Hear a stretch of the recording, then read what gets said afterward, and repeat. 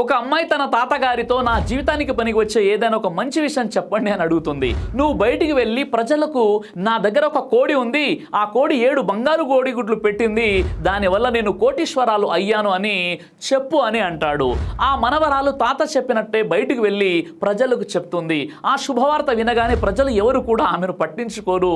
ఆ తర్వాత అమ్మాయి ఇంటికి వచ్చి తన తాతకు చెప్తుంది. తాత మళ్ళీ ఇలా చెప్తాడు, నువ్వు మళ్ళీ వెళ్ళి ప్రజలకు ఒక దొంగ వచ్చి ఆ కోడిని చంపేసి బంగారు కోడిగుడ్లను తీసుకువెళ్ళిపోయాడు, దానివల్ల ఇప్పుడు నేను రోడ్డు పాలైపోయానని చెప్పు అని అంటాడు.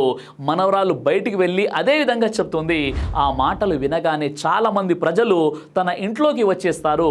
అప్పుడు మనవరాలు తాతతో, ఇదేంటి తాతగారు, నేను నా గురించి మంచిగా చెప్పినప్పుడు ప్రజలు ఎవరు కూడా స్పందించలేదు, ఏమీ పట్టించుకోలేదు, కానీ నేను ఇలా నష్టపోయానని చెప్పగానే ప్రతి ఒక్కరు కూడా చూడడానికి వచ్చారని అడుగుతుంది.